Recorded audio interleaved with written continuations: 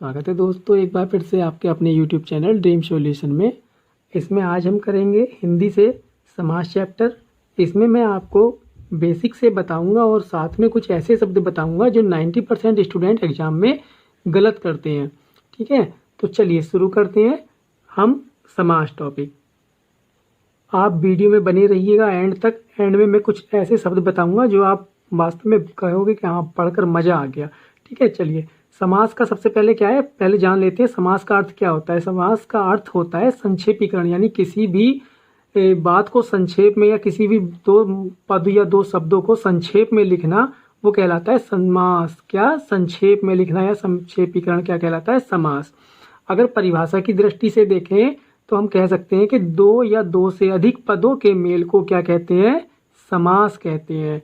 या फिर दो पदों का ऐसा संक्षिप्त रूप जिसका अर्थ समान हो, यानी जो अर्थ उन दो पदों का है वही जो एक पद मिलकर बनेगा उसका अर्थ भी क्या हो, समान हो, तो हम क्या कहेंगे, समास।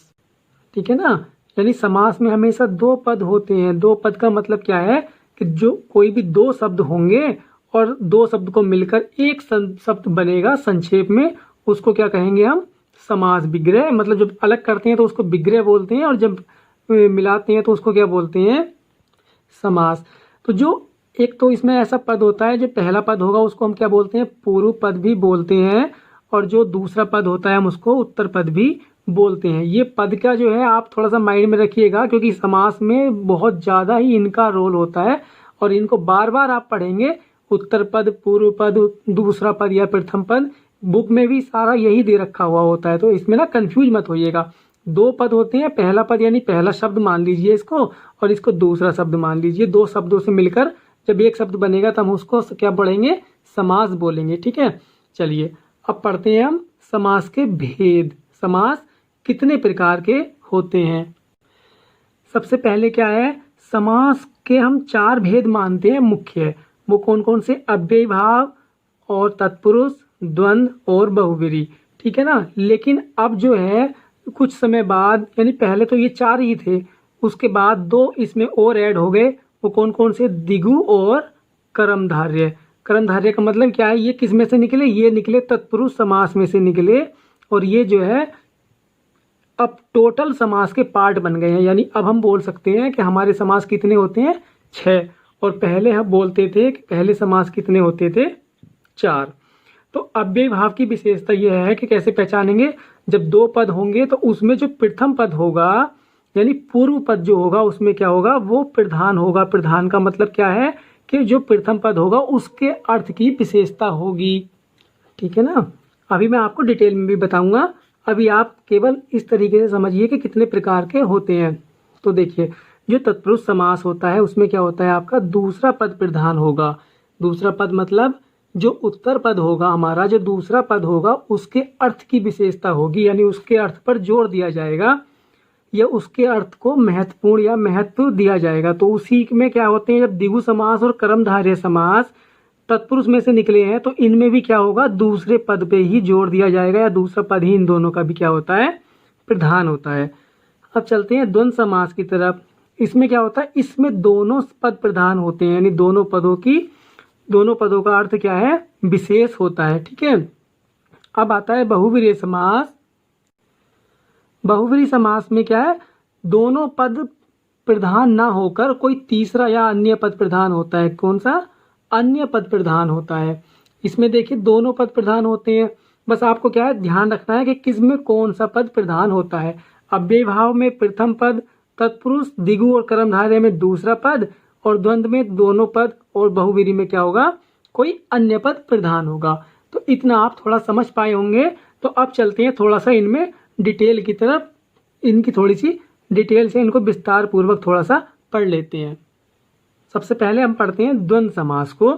द्वंद्व समास क्या कहता है, इसके अंतर्गत जोड़े वाले शब्द आते हैं। मैं सीधी सिंपल लैंग्वेज में आपको बताना चाह रहा हूँ कि आप कैसे पहचानोगे, जब जोड़े वाले शब्द आएंगे और विग्रह करने पर और या मतलब और तथा या जैसे योजक शब्द के साथ वो शब्द मतलब दोनों पद जुड़ेंगे। जैसे माता पिता, तो हम कैसे लिखेंगे, माता और पिता। सुख दुख और सुख और दुख, तो यहाँ पर क्या होगा, आपका द्वंद्व समास हो जाएगा। जब और या शब्द से हम जोड़ते हैं। जैसे यहाँ पर माता और पिता के बीच में क्या, यहाँ पर योजक चिन्ह आ रहा है और यहाँ पर योजक शब्द आ रहा है। तो इस प्रकार से दोनों पद प्रधान हो रहे हैं, क्योंकि माता की भी मुख्यता है और पिता का भी वही ऐसी अर्थ है। तो ठीक है ना, तो आप समझ पा रहे हैं ना कि द्वंद्व समास कहाँ होगा, जब दोनों पद प्रधान होंगे या जोड़े वाले शब्द दोनों आएंगे। ठीक है ना, जोड़े वाले यानी माता और पिता।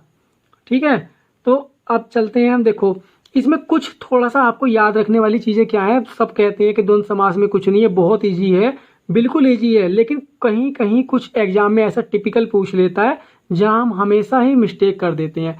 तो वो क्या मिस्टेक करते हैं, आपको ये ध्यान रखना है कि 11 के बाद की जो संस्कृत की गिनती होती है उनमें क्या होता है, द्वंद्व समास होता है। क्या होता है, द्वंद्व समास। किसमें, जो 11 के बाद की, यानी एकादश से जो स्टार्ट होंगी, जैसे एकादश, द्वादश, त्रयोदश, तो इसमें क्या होगा, द्वंद्व समास होगा। ठीक है, और जैसे ये इस तरीके के शब्द आते हैं धर्माधर्म, तो इनको आप कैसे पहचानोगे, इनको आप विग्रह करके यानी दोनों को अलग अलग करोगे। कैसे, धर्म और अधर्म। तो इसमें कौन सा, जब और से है, दोनों जुड़ रहा है, दोनों शब्द और से जुड़ रहे हैं, तो इसमें कौन सा समास होगा, द्वंद्व समास होगा। लाभा लाभ, लाभ और अलाभ, तो इसमें भी कौन सा समास होगा, द्वंद्व समास होगा। अगर आपने ये वीडियो पूरी देख ली तो आपको समास कभी भी पढ़ने की द्वारा आवश्यकता नहीं होगी। बस बने रहिएगा लास्ट तक, मैं आपको ऐसी ऐसी चीज़ें बताने वाला हूँ जिसमें बहुत मज़ा आएगा। ठीक है, तो इतना आप समझ गए होंगे कि द्वंद्व समास कहाँ होता है। वैसे तो सब जानते हैं कि माता पिता और सुख दुख, बस थोड़ा सा ये याद रखना है कि जहाँ मतलब एकादश से स्टार्ट होंगी जो संस्कृत की गिनती, उसमें द्वंद्व समास होगा। और इस तरीके के शब्दों को आप कैसे पहचानेंगे, दोनों अलग अलग करके। ठीक है ना, दोनों शब्द अलग अलग बनने चाहिए, जोड़े वाले शब्द बनने चाहिए। मैंने आपको क्या बताया परिभाषा में कि जोड़े वाले शब्द आते हैं लाभा लाभ यानी लाभ और अलाभ। ठीक है, चलिए अब चलते हैं द्विगु समास की ओर पढ़ेंगे। द्विगु समास, द्विगु समास क्या कहता है, पहला पद संख्यावाचक। संख्यावाचक क्या है कि जिसमें पहले पद में क्या हो, संख्या, कोई संख्या रूपी शब्द आ रहा हो और दूसरा पद इसमें प्रधान होता ही, वो मैंने आपको बताया है पिछली वीडियो में ना, आप समझ पा रहे हैं ना। तो इसमें द्विगु समास सबसे इजी होता है, उसमें आप पहचान सकते हो कि पहले क्या दी हुई होगी, संख्या यानी त्रिभुज, तो इसमें क्या आ रहा है, त्रि यानी 3 भुजाओं का समूह। चौराया, इसमें 4 आ रहा है, 4 राहों का समाहार या समूह। नवग्रह, नवग्रह यानी 9 ग्रहों का समूह। तो इसमें तो कोई कंफ्यूजन होता ही नहीं है किसी को, तो ये सब इजी होता है। तो ये आप आसानी से कर सकते हैं कि जिसमें पहला पद संख्यावाचक हो या संख्या आ रही हो, तो वहाँ क्या होगा, आपका द्विगु समास होगा। ठीक है, तो इसमें समय खराब ना करते हुए हम चलेंगे आगे, करते हैं कर्मधारय समास। फ्रेंड्स बने रहिएगा आप, क्योंकि मैं इनके कुछ विशेष एग्जाम्पल्स या विशेष जो शब्द हैं वो आपको इसके वीडियो के लास्ट में बताऊंगा कि कहाँ कहाँ कंफ्यूज होंगे। ठीक है, ये मैं आपको बता रहा हूँ केवल उनको या उन स्टूडेंट्स के लिए जिन्होंने अभी तक समास को ठीक से नहीं पढ़ा है। ठीक है ना, और जिन्होंने पढ़ा हुआ है उनके लिए मैं कुछ ऐसे शब्द दूंगा, वो आपको पता चलेगा उनको पढ़ के कि हाँ ये शब्द वास्तव में कंफ्यूज करने वाले हैं। ठीक है, चलिए कर्मधारय समास। कर्म ही जिसका आधार हो, अर्थात जो कर्म या गुण से जाना जाए, यानी जिसमें जिस शब्द में या जिन भी हम उसकी बात करेंगे एग्जाम्पल्स की या जिस उदाहरण की भी, उसमें क्या है, उस व्यक्ति के गुण के आधार पर उसको जांचा जाए या परखा जाए, वहाँ क्या होगा, कर्मधारय समास होगा। इसमें क्या होता है, अगर प्रधान के हिसाब से देखें या प्रधान के अकॉर्डिंग हम देखें तो इसमें क्या है, इसमें प्रथम पद विशेषण और दूसरा पद विशेष्य। विशेष्य का मतलब क्या होता है, संज्ञा या सर्वनाम को विशेष्य बोलते हैं, और कोई ऐसा हुआ जो बना रखा है कुछ नहीं है। ठीक है ना, विशेष्य होता है, यानी कह सकते हैं विशेषण कहाँ आता है, विशेषण आता है जहाँ संज्ञा या सर्वनाम की विशेषता बताई जाती है, वही तो विशेषण आता है। तो बस यही क्या है, कर्मधारय कुछ नहीं है। कर्मधारय क्या है कि एग्जाम्पल से आप समझिएगा, जैसे महाकवि है तो किसी कवि क्या है, कवि आपकी क्या हो गई, संज्ञा हो गई, और इसकी विशेषता कौन बता रहा है कि महान कवि, तो ये क्या आ गया, विशेषण आ गया, क्योंकि ये विशेषण इसकी विशेषता बता रहा है, तो ये क्या हो गया, कर्मधारय। तो इसमें क्या है, द्वितीय पद प्रधान होता है, क्योंकि ये भी तत्पुरुष का रूप है ना, तो इसमें दूसरा पद प्रधान होगा। तो दूसरे का मतलब क्या है, कवि ही इसमें क्या है, कवि की विशेषता बता रहा है कौन, महान यानी विशेषण। तो इसमें क्या हो गया, कर्मधारय समास हो गया। इसी प्रकार से महावीर यानी महान है जो वीर, तो इसमें भी क्या है, दूसरा पद वीर पे ज़्यादा फोकस किया गया है, तो इसमें क्या है, कर्मधारय ही समास होगा। परमेश्वर परम है जो ईश्वर, तो इसमें भी दूसरे पद पे फोकस ज़्यादा किया गया है, या दूसरे पद को विशेषता या विशिष्ट माना गया है, तो इसमें भी क्या होगा, कर्मधारय समास होगा। और इसके कुछ एग्जाम्पल्स या कुछ उदाहरण मैं आपको बाद में बताऊंगा वीडियो के लास्ट में, जो आप कहेंगे कि हाँ सर ये बहुत इंटरेस्टिंग शब्द थे जो हमसे नहीं आते थे। ठीक है, चलिए चलते हैं अव्ययी भाव समास की तरफ। अव्ययी भाव समास में पहला पद अव्यय तथा दूसरा संज्ञा होता है। और कर्मधारय में क्या हो रहा था, कर्मधारय में पहला पद विशेषण हो रहा था, दूसरा संज्ञा हो रहा था, दूसरा संज्ञा सर्वनाम हो रहा था।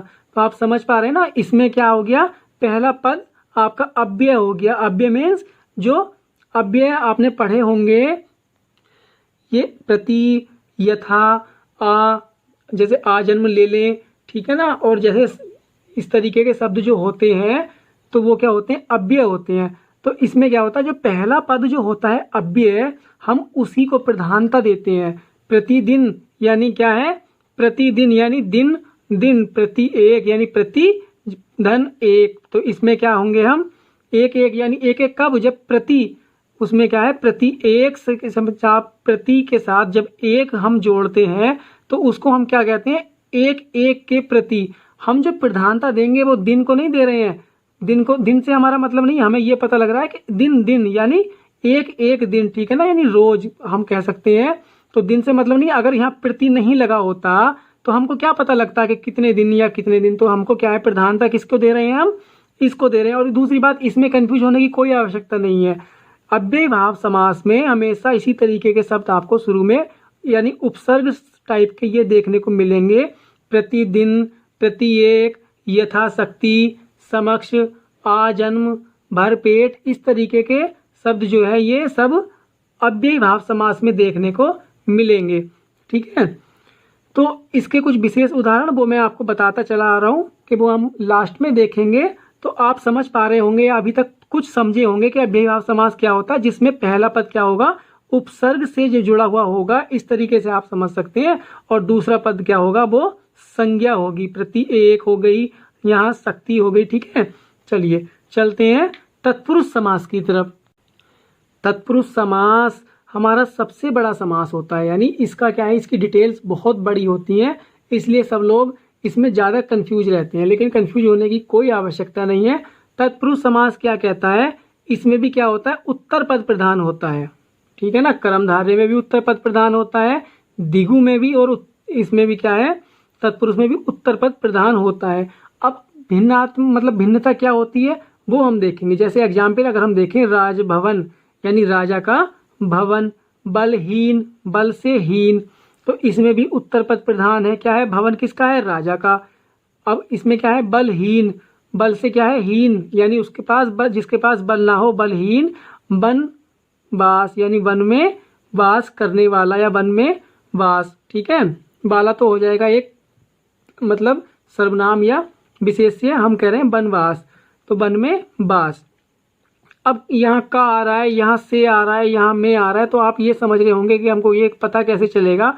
तो इसी के लिए क्या है, तत्पुरुष के भेद बताए गए हैं कि कहाँ कौन सा तत्पुरुष होता है, तत्पुरुष के कितने भेद होते हैं।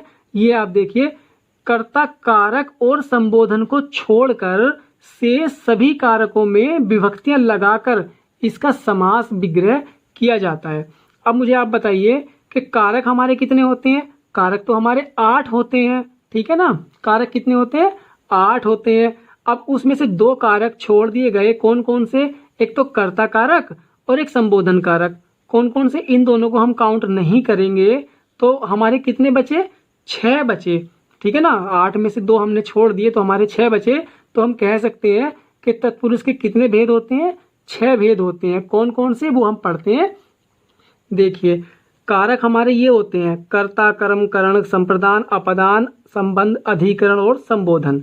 तो उसमें क्या कहा गया है कि एक तो हमने कर्ता को छोड़ दिया, कर्ता को हमने क्या कर दिया, हटा दिया है यहाँ से। तो एक तो हम कर्ता को काउंट नहीं करते और एक संबोधन को काउंट नहीं करते। ठीक है, तो बाकी जो 6 बचे हैं हमारे, तो ये हम क्या करते हैं, तत्पुरुष में गिनते हैं। यानी कर्म उसको किस तरीके से पहचानेंगे, कर्म तत्पुरुष को हम पहचानेंगे उसमें अगर को आ रहा है, अगर को शब्द आ रहा है तो हम कहेंगे कर्म तत्पुरुष है। और करण आ रहा है तो उसमें मतलब करण तत्पुरुष किसे कहेंगे, जिसमें से आ रहा होगा, से या द्वारा। ठीक है, संप्रदान के लिए आएगा और आपादान यानी इसमें भी से आएगा, लेकिन इसका क्या होगा सेंस, अलगाव यानी उससे अलग हो रहा होगा। जैसे आपने पढ़ा होगा कि वृक्ष से पत्ते गिरते हैं तो पत्ते क्या है, जब वृक्ष से अलग हो रहे हैं तो वहाँ क्या आता है, अपादान कारक आता है। तो इस अर्थ के लिए क्या होगा, अपादान तत्पुरुष होगा। और संबंध तत्पुरुष कहाँ होगा, जहाँ का की के आएगा। और अधिकरण कहाँ होगा, जहाँ में और पर आएगा। तो ये आप थोड़ा सा आप एग्जाम्पल से यानी उदाहरण से देखते हैं तो आप ज़्यादा अच्छे से समझ पाएंगे। ठीक है ना। चलिए, उदाहरण कहता है माखन चोर, माखन को चुराने वाला, माखन को चुराने वाला। इसमें कौन सा है, अगर को आ रहा है तो हम क्या बोलते हैं, कर्ता ने कर्म को, तो इसमें कौन सा हो गया, कर्म तत्पुरुष हो गया। कौन सा, कर्म तत्पुरुष। नेत्रहीन, नेत्र से हीन, यानी इसमें कर्ता ने कर्म को करण से, तो करण से आ रहा है तो इसमें क्या हो गया, करण तत्पुरुष हो गया।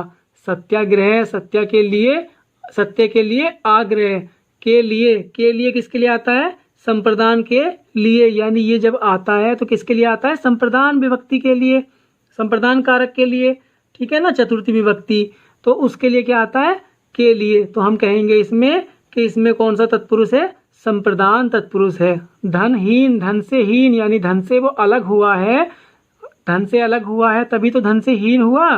तो इसमें कौन सा कारक होगा या कौन सा समास होगा, तत्पुरुष समास। इसमें हम कहेंगे कि इसमें अपादान, कौन सा, अपादान क्यों आ रहा है, से जब वो अलग हो रहा है धन से तो इसमें हो गया अपादान तत्पुरुष। ठीक है, तो इसी प्रकार से आप सारे जितने भी उदाहरण आप या जितने भी शब्द आप देखेंगे तत्पुरुष के, आप कैसे पहचानेंगे, आप विभक्ति से पहचानेंगे।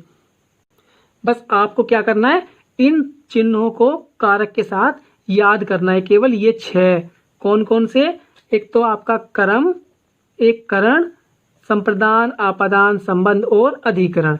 ये 6 क्या होते हैं, आपके तत्पुरुष समास होते हैं। तत्पुरुष समास के भेद होते हैं 6। कौन से, कर्म तत्पुरुष, करण तत्पुरुष, संप्रदान तत्पुरुष, आपादान तत्पुरुष और संबंध तत्पुरुष तथा अधिकरण तत्पुरुष। ठीक है ना। तो ये आपको इनके चिन्हों से पहचानना है कि किस समास में या किस शब्द में कौन सा चिन्ह प्रयोग किया गया है, उससे आप पहचानेंगे कि इसमें कौन सा तत्पुरुष है। ठीक है, चलिए चलते हैं बहुब्रीहि समास की तरफ। बहुब्रीहि समास, जिसको क्या मानते हैं हम, समास का एक लीडर, जैसे बोलते हैं ना क्लास में एक क्या होता है, मॉनिटर होता है, या हमारा क्या है, कोई एक लीडर होता है। तो इसी तरीके से बहुब्रीहि समास को क्या मानते हैं, समास का एक लीडर मानते हैं, यानी सबसे बड़ा या सब पे है भारी कौन सा, बहुब्रीहि समास। तो इसमें क्या कहता है, दोनों पदों को छोड़कर कोई अन्य पद प्रधान होता है।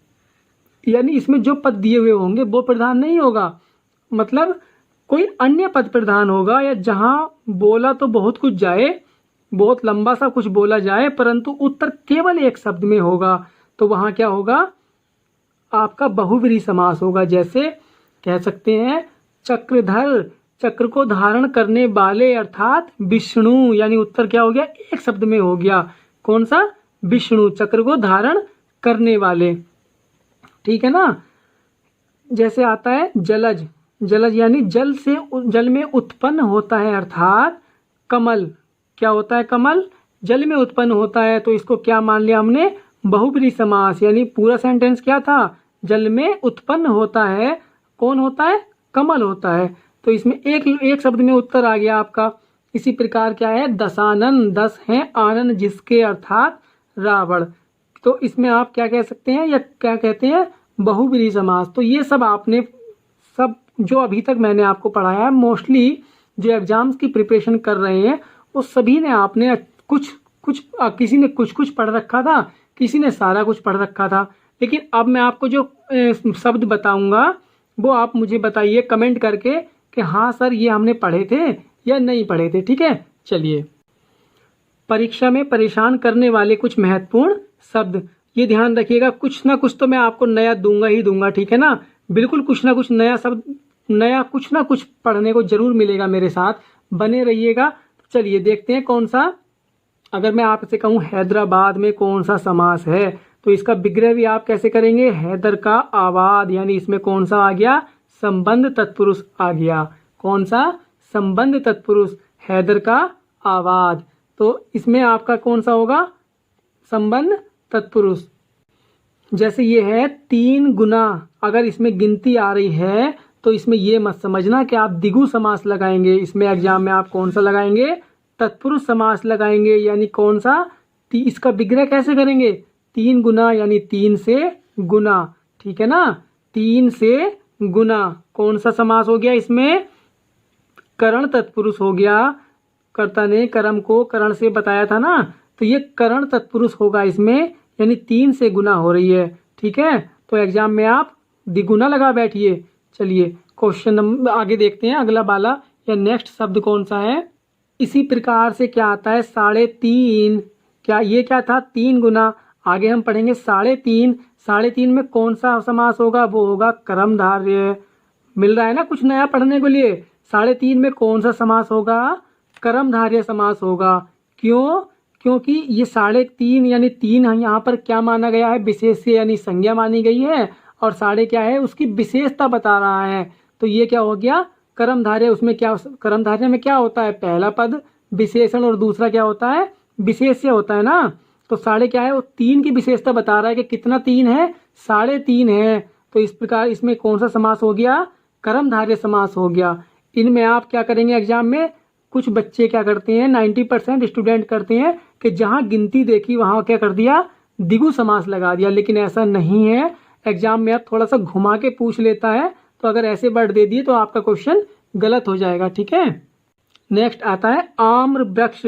आम्र वृक्ष में बहुत सारे स्टूडेंट्स ने क्या करते हैं, मैंने भी देखा है कि उसमें क्या लगा देते हैं, वो तत्पुरुष लगा देते हैं। लेकिन उसमें समास कौन सा होता है, आम्र वृक्ष में कर्मधारय समास होता है। कौन सा समास होता है, कर्मधारय समास। ये आप विशेष तौर से ये शब्द जो मैं करा रहा हूँ ये अच्छे से ध्यान रखिएगा, मोस्टली एग्जाम्स में पूछे गए हुए हैं सवाल। ये मतलब ये जो शब्द है ये मोस्टली एग्जाम्स में पूछे जा चुके हैं, इसलिए मैं आपको करा रहा हूँ। और ये क्या है, आप इतना इग्नोर कर देते हैं, इतने ओवर कॉन्फिडेंट रहते हैं कि हाँ सब कुछ समास में आता है। बिल्कुल आता है, लेकिन कुछ चीजें ऐसी होती हैं जो एग्जामिनर बहुत घुमा के पूछ लेता है, ठीक है ना। चलिए नेक्स्ट क्या है, शीतोष्ण। शीतोष्ण में क्या है, अगर इसका विग्रह करें तो कहीं कहीं दिखा रखा है बुक में कि शीत और उष्ण, तो वहां द्वंद्व समास दिखा रखा है। लेकिन आप द्वंद्व समास तब लगाइए जब वहां ऑप्शन में कर्मधारय ना दिया हुआ हो, ठीक है ना। अगर कर्मधारय दिया हुआ है तो आप कर्मधारय ही टिक करेंगे। शीतोष्ण में अगर ऑप्शन में कर्मधारय है तो आप कर्मधारय टिक करेंगे, अगर कर्मधारय नहीं दिया हुआ है तब आप द्वंद्व समास लगाइएगा, ठीक है ना। तो आप इस तरीके से इस शब्द को ध्यान रखें कि शीतोष्ण में कर्मधारय समास हमको लगाना है, और द्वंद्व समास कब लगाना है, जब कर्मधारय ऑप्शन में नहीं दिया हुआ होगा, ठीक है। इसी प्रकार से एक शब्द होता है प्रधानमंत्री। तो प्रधानमंत्री में भी कौन सा होता है, कर्मधारय समास होता है। कौन सा, कर्मधारय समास। इसी प्रकार से एक शब्द आता है लाल पीला। लाल पीला को ये मत सोचिएगा कि इसमें द्वंद्व समास होगा, लाल और पीला मत लगा दिएगा, वो आपका आंसर गलत हो जाएगा। यहाँ पर भी क्या होता है, कर्मधारय समास होता है, क्योंकि पीले को यहाँ पर संज्ञा मान ली जाती है और लाल उसकी विशेषता बताता है, ठीक है। तो इसलिए मैं बोल रहा हूँ बार बार कि कर्मधारय समास इनमें लगाना, अगर कर्मधारय समास ऑप्शन में नहीं है तब द्वंद्व समास लगाना, अदरवाइज आपका ऑप्शन या आपका आंसर गलत हो जाएगा और फिर आप कहेंगे कि हम तो इतना सही कर कर आए थे, ठीक है ना। तो इसमें क्या करेंगे, आप लाल पीले में कर्मधारय समास लगाएंगे, ठीक है। अब आता है 19। 19 को फिर से एक गिनती आ गई, देखो कितना कंफ्यूजन वाले वर्ड है ना। 19 में आप क्या लगाएंगे, द्विगु समास नहीं लगाना है, 19 में लगाना है अव्ययी भाव, क्योंकि यहाँ पर क्या आ रहा है, उन। तो उन यानी उनसे आप समझ लीजिएगा, अगर उपसर्ग आ रहा है तो इसमें हम क्या लगाएंगे, अव्ययी भाव समास होता है 19 में, द्विगु समास नहीं होगा। तो इसलिए फिर से मैं बार बार बोल रहा हूँ, कंफ्यूज ना रहिएगा, इन वर्ड को रट दीजिएगा आप अच्छे से। कुछ स्टूडेंट क्या करते हैं, इस योजक चिन्ह को देखकर अगर बीच में एक योजक चिन्ह आ गया तो उसको बस आंख बंद करके द्वंद्व समास लगा देते हैं, लेकिन ऐसा नहीं है। जब दोनों शब्द एक से आ रहे हैं तो उसमें क्या लगाएंगे, हम अव्ययी भाव समास लगाएंगे। यानी हाथों हाथ तो अव्ययी भाव समास है, धीरे धीरे तो भी अव्ययी भाव समास है। और इसी प्रकार से मैं कहूँ बारंबार, तो उसको बारंबार में भी क्या होगा, बार बार, यानी उसमें भी अव्ययी भाव समास होगा। अब जो मैं नियम आपको बता रहा हूँ, ये नियम कुछ स्टूडेंट्स ही अगर पढ़ पाए होंगे, कहीं स्टैंडर्ड बुक अगर किसी ने पढ़ी होगी तो उसी में दिया हुआ होता है, अदरवाइज ये किसी भी लोकल या ल्यूसेंट या अरिहंत किसी बुक में ये नियम नहीं दिया हुआ होता है कि किसमें, जिसमें पहला पद सहबोधक होता है वहाँ बहुव्रीहि समास होता है। इसमें आप मोस्टली क्या करेंगे, आप अव्ययी भाव समास यूज करेंगे। आपको क्या है, उपसर्ग से मतलब होता है, इसलिए आप अव्ययी भाव समास लगा देते हैं। लेकिन मेरा ध्यान रखिएगा, जहाँ सहबोधक अगर आया हुआ है तो आप क्या लगाएंगे, बहुव्रीहि समास लगाएंगे।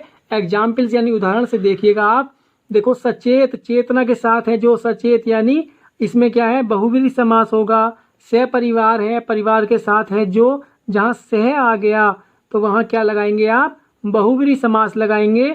ये बहुव्रीहि के क्या है रूल, एक ऐसा रूल है जो किसी एकदम से हर किसी को नहीं पता होता और मोस्टली बच्चे गलत कर जाते हैं एग्जाम्स में। ठीक है, तो सहदेह यानी देह के साथ है जो, अगर इसका विग्रह पूछता है, वैसे तो विग्रह नहीं पूछता, या तो एग्जाम में क्वेश्चन इस तरीके से पूछेगा कि वह कौन सा समास होता है जिसके दोनों पद प्रधान होते हैं, या किस समास में उत्तर पद प्रधान होता है, इस तरीके से पूछेगा, या इस तरीके से एग्जाम्पल्स के साथ पूछेगा। ठीक है ना, तो आप ये ध्यान रखिएगा, जब सहबोधक शब्द आता है यानी सचेत, सपरिवार, सदैव, इस प्रकार के अगर शब्द आते हैं तो आप कौन सा समास लगाइएगा, इसमें बहुव्रीहि समास लगाइएगा। ठीक है ना, चलिए चलते हैं। वैसे इसके बहुत सारे उदाहरण हो सकते हैं, कोई इसमें इसकी बात नहीं है। सपरिवार तो हो ही गया, सशरीर कह सकते हैं हम, या सदैव कह सकते हैं, सबल कह सकते हैं। तो इस तरीके से बहुत सारे एग्जाम्पल्स हैं इसके, जहाँ पर आप क्या करेंगे, जहाँ सह समझ लिए, यानी जहाँ सह से स्टार्ट हो गया तो वहाँ क्या लगाएंगे आप, बहुव्रीहि समास लगाएंगे। ठीक है, इसी प्रकार से दूसरा नियम ये कहता है, जहाँ घात प्रतिघात सूचक शब्द आते हैं वहाँ भी क्या होता है, बहुव्रीहि समास होता है। बहुव्रीहि समास मतलब घात प्रतिघात का, कि जहाँ पे लड़ाई झगड़े वाली बात आती है, जैसे धक्का मुक्की, लाठा लाठी, मुक्का मुक्की, गाला गाली, इस प्रकार के सभी शब्द जो भी आते हैं इनमें क्या होता है, यानी धक्का मुक्की को हम कह सकते हैं जैसे धक्कों से जो लड़ाई हुई, लाठा लाठी यानी लाठियों से जो लड़ाई हुई। भाई लाठा लाठी कहाँ आएगा या धक्का मुक्की कहाँ होगा, लड़ाई में ही होगा ना। गाला गाली कहाँ होगा, जहाँ लड़ाई हुई, यानी गालियों से जो झगड़ा हुआ होगा। गाला गाली कहाँ होते हैं, झगड़े में तो होते हैं ना। या मुक्का मुक्की कहाँ होगा, झगड़े में ही होगी। तो हम कह सकते हैं जहाँ झगड़ा या लड़ाई झगड़े वाले शब्द आते हैं उनमें सब में क्या होता है, बहुव्रीहि समास होता है। कौन सा समास होता है, बहुव्रीहि समास होता है। तो आप बताइए मुझे कमेंट करके फ्रेंड्स कि कैसे लगे ये वर्ड या कैसी लगी वीडियो, मुझे कमेंट कर सकते हैं। और वीडियो अच्छी लगी हो तो वीडियो को लाइक करें, शेयर करें अपने फ्रेंड्स के साथ, और चैनल को सब्सक्राइब जरूर करें। ठीक है ना, और मिलते हैं नेक्स्ट वीडियो में नेक्स्ट टॉपिक के साथ। तब तक के लिए बाय बाय।